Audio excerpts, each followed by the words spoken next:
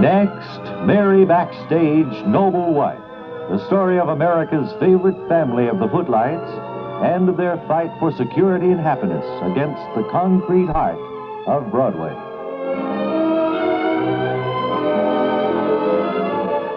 Our story begins today, a few minutes after yesterday's episode. Mary, Harry, Pop, Calvin, and Greg are in the grand saloon of the luxury liner Poseidon, enjoying the entertainment provided by the captain on their first night out. Well, looks like we're going to have that storyteller. Yes, I think they fixed the microphone. He had some trouble with that mic. The captain ordered the canvas prepared.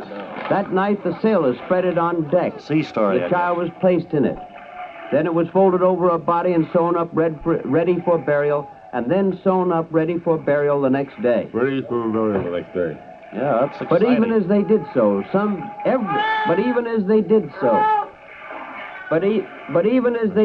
everybody heard the. Sorry, He's a little in nervous. 1683, she married King Louis XIV, Should try to pay attention. and for the remaining 32 years of his reign, it was Francoise who guided.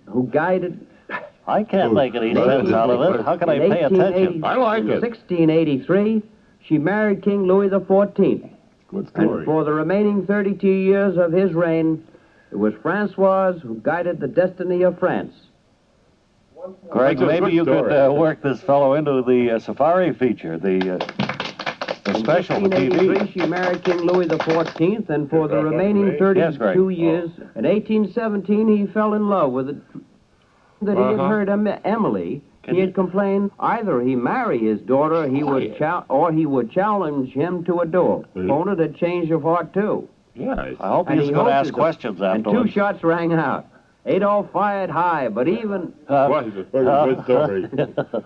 I like it. and two shots rang out. Sure they did. It, That's right. It's wonderful. Yes, it's quite for the interesting. rest of his life, Yeah. nothing could alter his feeling of guilt. No.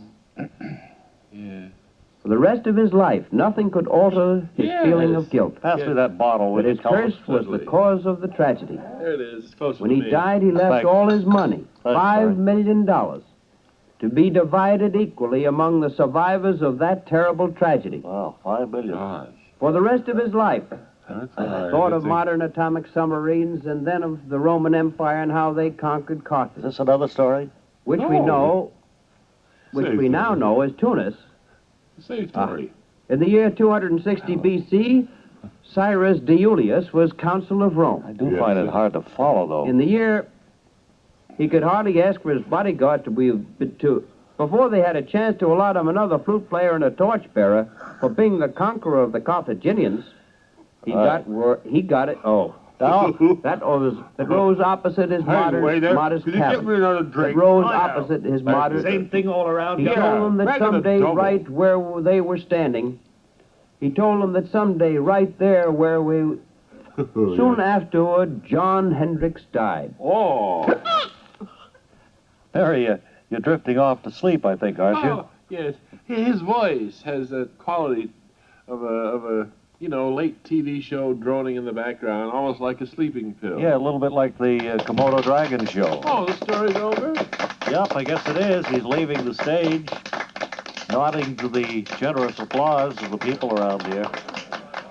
I tell you, maybe it's different, but somehow or other entertainment isn't as enjoyable as it used to be. No, I think I'd agree with you, Calvin. Mr. Marlowe, did you get anything out of the story? Or? I've been sitting here taking notes. Now, either I have bad hearing or this fellow's crazy. You heard it the same way we did, Greg.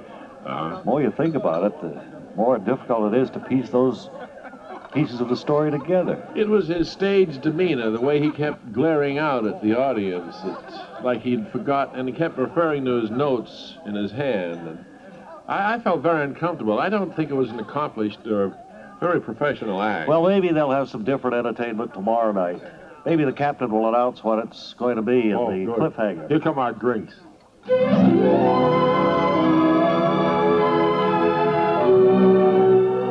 And so, the entertainment over, our friends prepare to enjoy the remainder of the evening of their first night out aboard the Poseidon.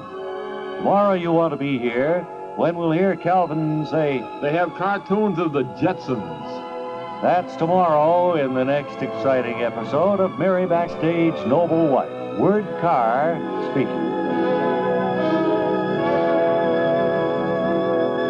There's a gentleman here with me who is one of the entrants in our Bob and Ray National Spelling Bee contest that we hold every year. Sir, would you identify yourself? Would you care to? Malcolm Norris. Mr. Norris, where do you hail from? East Northport. That's on Long Island? Yes, sir. I think I was out there years and years ago. Beautiful. Oh, is that so? Well, it's probably changed. You probably wouldn't recognize it now. Well, that's true. Been a few changes over the years, like most communities. Everywhere, that's right.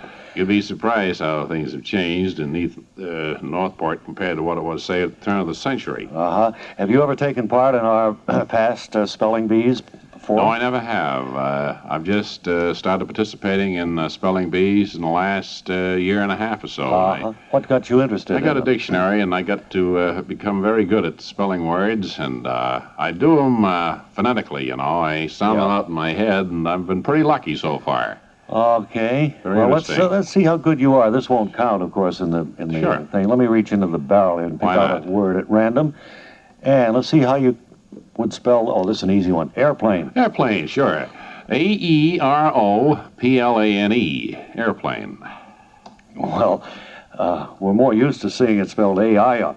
A-I-R. I don't care how you're used to it. I guess that's... it's spelled A-E-R-O-P-L-A-N-E, airplane. Well, is that preferred? I prefer it that way. No, but I mean, does the dictionary prefer it that way? I think it does, sure. You look it up. All right, Listen, I'll do that. I'm a spelling champion. I wouldn't be here making a fool of myself. If I didn't know how to spell airplane, you don't think I'd show up for a spelling All right, well, I've contest, got 15 minutes while the news is on. I'll go look it up, and you stay right here.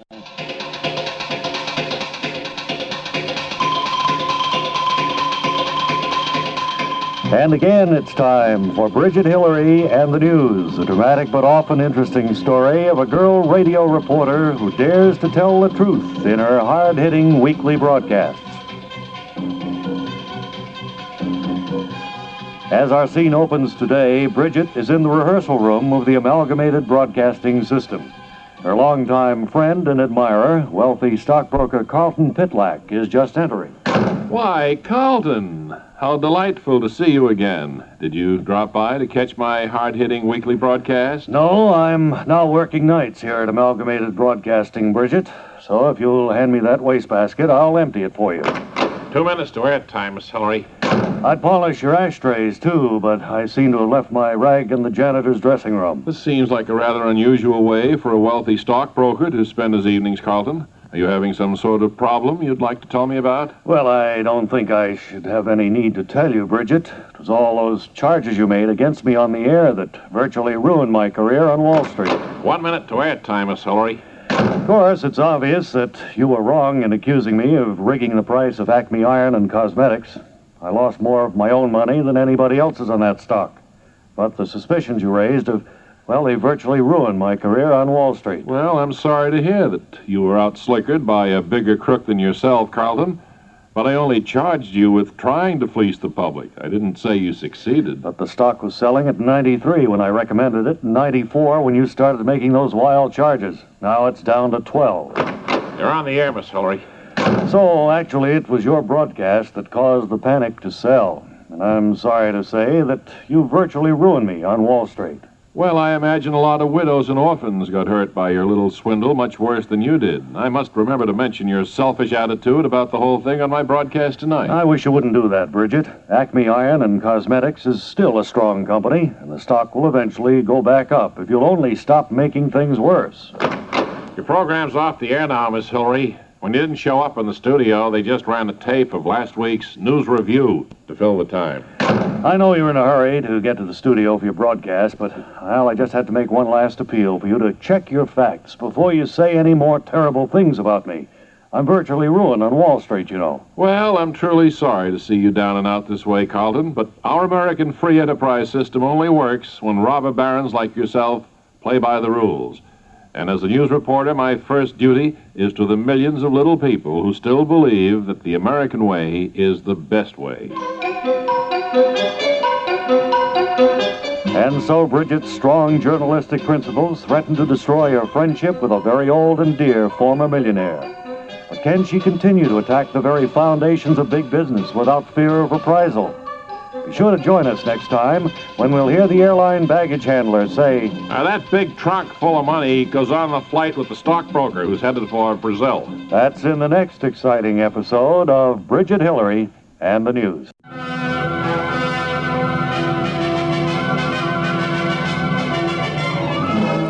And now, Mushies, the great news cereal that gets soggy even without milk or cream, brings you another exciting story of adventure starring Tippy the Wonder Dog.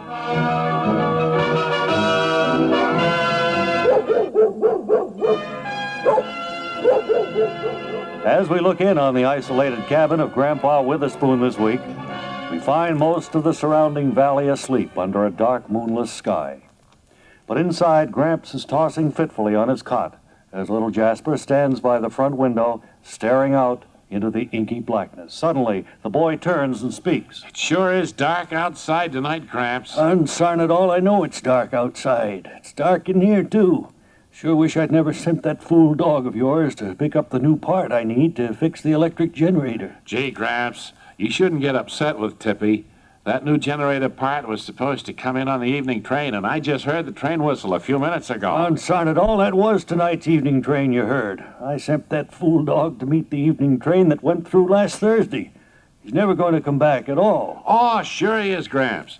Tippy never lets us down in a time of great crisis. He's the bravest, smartest dog in the whole wide world. Well, consarn it all, where is he then? Hark! I think I see his shadowy figure loping up the trail now. Here, Tippy, Tippy, come on, boy. Here, Tippy, Tippy. Well, consarn it all, give me that new generator part so we can get some lights on in here. I'm sorry, Gramps, but that wasn't Tippy I saw. It was just the Shutterman's Pekingese headed home from the library with a manual on how to repair Studebaker trucks. That Pekingese only got legs 5 inches long, but he can be sent out on errands I'd never trust to that fool Tippy. Oh, don't lose faith, Gramps. The freight agent at the depot probably had a lot of papers for Tippy to sign before he could get the package. But it'll be okay. Tippy's the brightest, smartest... Wait, I see him coming now. Here, Tippy, come on, boy. Tippy, come on, fella. Hey. Well, consarn it all, where's the fool dog? It wasn't Tippy after all, Gramps. It was that St. Bernard that hangs around the ski lodge. He was headed back up that way, dragging a lost skier behind him. Every dog in the neighborhood can be sent out on a simple chore except that fool mutt of yours. Oh, don't say that, Gramps. I know you're upset because it's been dark in here for almost a week, but Tippy's the finest, smartest dog in the whole wide world. And I just know... Wait! I see him coming for sure now. Come on, Tippy. That's a good boy. That's a good dog. Well, consarn it all, it's high time he got here. Now give me that new part for the generator. I guess Tippy didn't have room in his mouth to carry it, Gramps, see? He's fetched that big stick I was throwing for him out in the yard. Consarn it all, I swear I'm going to wring that fool dog's neck. No, wait, Gramps. Don't you understand? Tippy's trying to help us gather firewood so we can light the cabin without fixing the generator. We never thought of that, but he did. Gosh, Tippy sure is the finest, smartest dog in the whole wide world.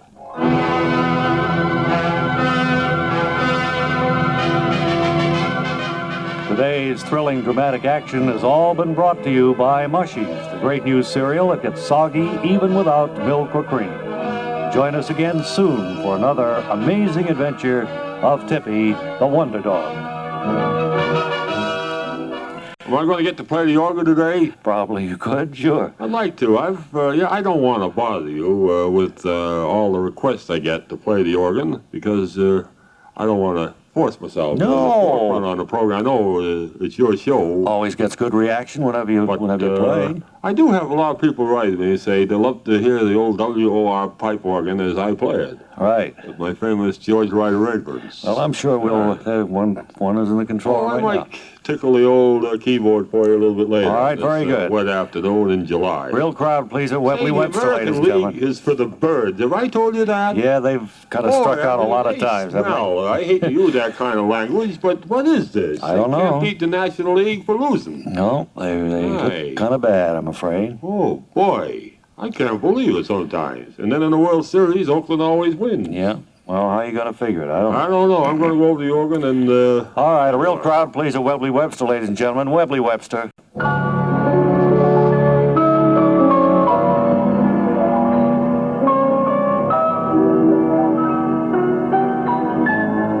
And now, the Rotman Corporation, maker of fine buggy whips for more than 9 centuries, brings you The Orderlies, a dramatic behind-the-scenes glimpse of life in a big city hospital. Orderly Wine Coop, report at once to Chief Orderly Schnellwell. Report to Chief Orderly Schnellwell. You requested my presence, Chief Orderly Schnellwell. Wine Coop, the term request implies that you had some choice about obeying. Perhaps you've forgotten how our system operates here in a big city hospital. Oh, no, Your Excellency. I never forget for a minute that your position as Chief Orderly put you right up there with Ivan the Terrible, not to mention our beloved head surgeon. All right, Wine Coop, you can stop rubbing your forehead on the toes of my sneakers. Just remembering your place will be sufficient. Well, I figure it can't hurt to overdo it a little, sir. I've already heard about Orderly Tidman's demotion to the kitchen detail, and I sure wouldn't want anything as terrible as that to happen to me. Do you have some objection to preparing hospital food, Wine Coop? Well, I'd never go so far as to make a blanket indictment of all our food, Your Eminence, but I heard how Orderly Tidman was forced to spend the whole afternoon stirring a vat of mashed-up cauliflower. They say he was begging to be put out of his misery by dinner time. Yes, they do seem to have a knack for separating the men from the boys down there in the kitchen. And I can't help being amused over what may happen to you as a result of this report that's just reached my desk. You mean one of your informers has faked on me? Well, that's impossible, sir. I haven't stepped out of line at all. Oh, no? Does that mean you deny dropping a tray in the hall outside room 538 shortly before noon today? No, it slipped out of my hands and sent a bunch of dishes rolling all over the floor. But I thought I might get a commendation for that. You're always telling us how loud noises shake up the patients and force them to stay in the hospital longer. I suspected that you weren't paying attention during my lectures on tray dropping, Wine Coop, and you've just confirmed my suspicion. I distinctly told you rookies that trays are to be dropped only in the middle of the night. You dropped yours at noon when the patients on the 5th floor weren't even asleep. Gosh, all of a sudden I'm keenly aware of the point you're making, Chief Orderly Schnellwell. I guess a patient might not even have a complete relapse unless the racket jolts him out of a sound sleep. And tray dropping in the daytime could even help a sick person build up an immunity against nerve-wracking noise. Well, you've suddenly become quite an expert on methodology for shattering the human nervous system, haven't you, Wine Coop? It's a shame you didn't remember the lessons you learned in training a little sooner. No, that's very true, Chief Orderly Schnellwell. I don't know what comes over me sometimes. I try hard to aggravate the patients so the hospital can profit by having them stay sick longer, but then I suddenly forget all I've been taught about how to do it effectively. Guess I just go blank under pressure. No, there's no need to be that hard on yourself, Wine Coop. Even I forgot the lessons I'd learned in training once or twice when I was a rookie. But I found that mistakes can sometimes be corrected. Gee, I sense the implication that you may be giving me a second chance, Chief Orderly Schnellwell. And I assure you I'll go all out to undo the damage I've caused. I'll even come in at 2 a.m. on my day off and drop trays until all the patients have jumped out of their skins. Good show, Wine Coop. Somehow I feel that the day may yet come when I'll be proud to call you a colleague. And so, with tireless dedication to the creed of perpetuating illness, the hospital orderly goes noisily about his assigned chores. Be sure to join us again next time when the Rotman Corporation, maker of fine buggy whips for more than 9 centuries, will bring you another thrilling story of the Orderlies.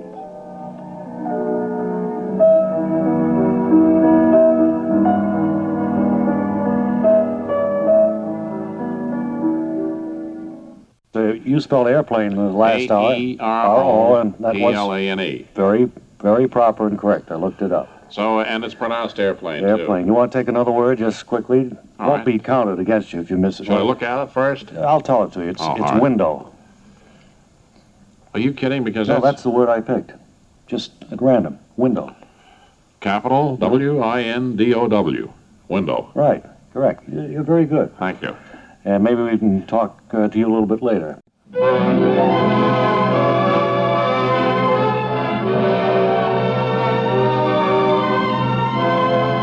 Next, Mary Backstage, Noble Wife, the story of America's favorite family of the footlights and of their fight for security and happiness against the concrete heart of Broadway. Aboard the liner Poseidon, Mary, Harry, Pop Calvin, and Greg Marlowe are today enjoying a day on the deck, their third day out.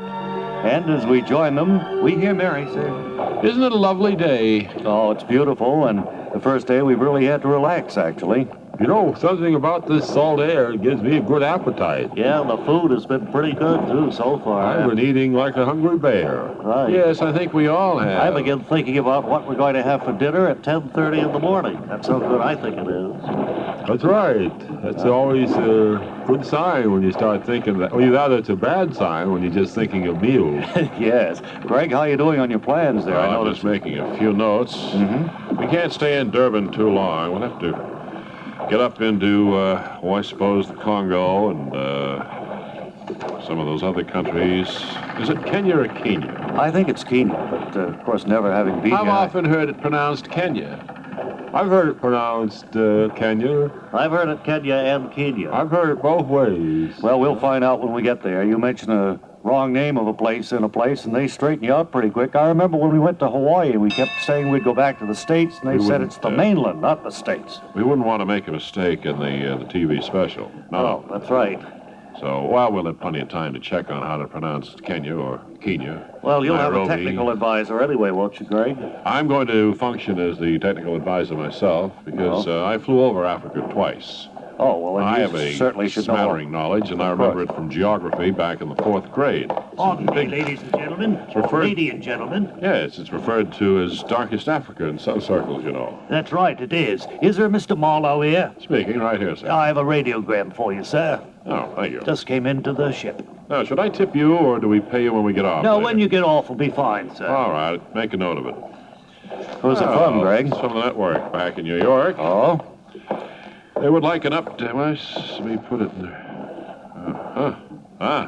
You look worried, Mr. Marlowe. Well, it's just they said that they haven't sold the special yet, and to kind of drag my feet. In other words, don't, in essence, don't do too many hours of filming until they have a firm sponsor. Don't spend any money, they mean?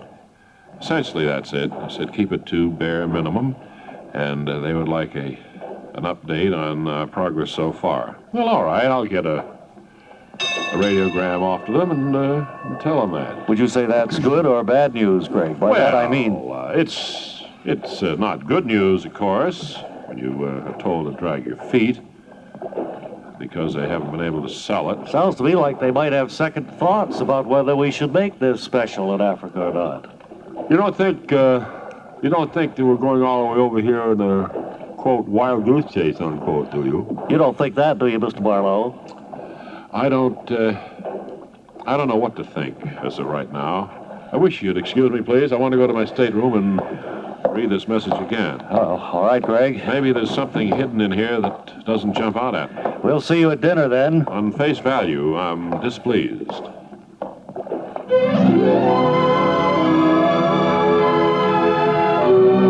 And so Greg receives rather disturbing news from the head of the network.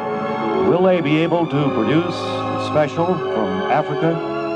Be sure and join us tomorrow when we'll hear Greg Marlowe say, Actually, what they said was don't do anything more until I hear from them. That's tomorrow in the next exciting episode of Mary Backstage, Noble Wife. Word Carr speaking. I'll punch up line 1 here. Hello? Hello, I'm waiting to talk to Bob and Ray. Okay. How long have you been waiting? Since about 20 after 3, about an hour and 10 minutes or so. You put your calls in early, don't you? Well, you've gotten through to us, sir. This is Bob and Ray. Hello, I want to talk to Bob and Ray, please. I just said you have gotten through to us, sir. I didn't recognize your voice. No, well, we just sound different on the phone. Yeah. You have something on your mind? I wanted to ask you if you can recall the year that ice cream was invented and what was the first flavor. We're having a discussion out here, and we all said that the first flavor probably was vanilla, but we can't pin down the date of its invention. I think it was invented for a World's Fair or in St. Louis, Yeah. I think. Wonderful. And what year that was, I don't know, 1898? Is that so? I don't know whether that But was... look, you're Bob, aren't you? Yeah. You know, if brains were dynamite, you wouldn't have enough...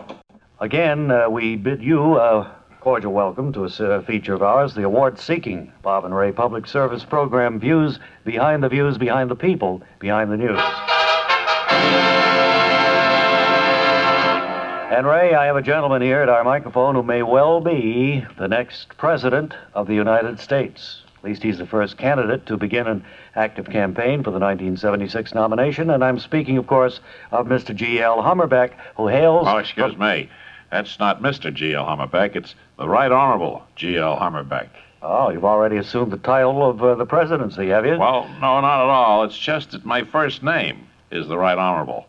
You see, I'm part Winnebago Indian. Oh. You're Bob, aren't you? Yes. Yeah, Bob. And, you know, they name a child after the first thing it sees when it's born. The Winnebago Indians? Yeah. Now, in my case, that happened to be the Right Honorable Charles Evans Hughes. He was Chief Justice of the Supreme Court at the time. That's a very interesting story, sir. Yes, it is. Of course, I've often thought it would even be more interesting if I knew why the Chief Justice of the Supreme Court was in our tent on the reservation the day I was born. But nobody seems to remember. Yeah, well, in any case, probably doesn't have much bearing on your current campaign to become president. No, probably not. In fact, I'd say New Hampshire has more to do with that right now. Oh? They'll be having the first presidential primary in 1976. So I'm already working hard up there to beat Gerald Ford and Henry Jackson and all the rest of them. Well, now, of course, you couldn't beat both of those gentlemen because Mr. Ford is Republican and Senator Jackson a Democrat. Which party's nomination you hoping to win? Well, I'm going after both of them. I think most politicians make a big mistake when they put all their eggs in one basket, and I figure I'd double my chances by running on both sides. Well, I guess that's true from a mathematical standpoint, but how can you run on a platform that fits either party? Well, now, I've tried to do that by staying away from the issues that the others will be talking about. I was reading a while back about some guy named William Jennings Bryan, who ran on the free silver issue. Mm-hmm. And nobody seems to be doing much with that right now, so I've dug it up again. Well, I don't have any idea whether you can stir up any sentiment about free silver these days. I don't even remember what the issue was at the time. Neither do I, but I read where Bryan got nominated after he made a big speech saying he wouldn't be nailed to a cross of gold. Yeah, I remember So that. I thought I'd say that, too, and see if it still works. Of course, the statement may have had more meaning in those days, you thought. Oh, I doubt it. I think the important thing was that Bryan kept his promise. I looked it up in the library, and he never did let anybody nail him to a cross of gold. He just died of old age about 20 years later. Well, now, I don't like to say this, Mr. Hummerdeck. You're our guest. You could just call me the Right Honorable. All my friends do. Well, regardless of what I call you, I'm afraid you come across as a man who doesn't know quite what he's talking about. And I think the voters of New Hampshire are smart enough to see right through you. Well, you know, I get the same impression. The people up there laugh at my speeches, and they heckle me a lot. Mm-hmm. But, you know, I plan to stick it out. You see, my mother lives there in New Hampshire now, so I can stay at her place while I'm campaigning. And she doesn't charge me anything, even for doing my laundry. In other words, so you'll come out financially ahead even if you're not elected president. That's right. To tell the truth, I didn't have the nerve to sponge off Mom and just hang around the house there. But when the neighbors find out you're campaigning for president, they don't treat you, you know, like quite so much of a bum. Well, I'm sure our listeners admire the devious thinking that's behind your candidacy, and now you've explained your real reason for running, I know you'll pick up a lot of new support. Thank you for being our guest today on this most informative session of Views Behind the Views, behind the people, behind the news.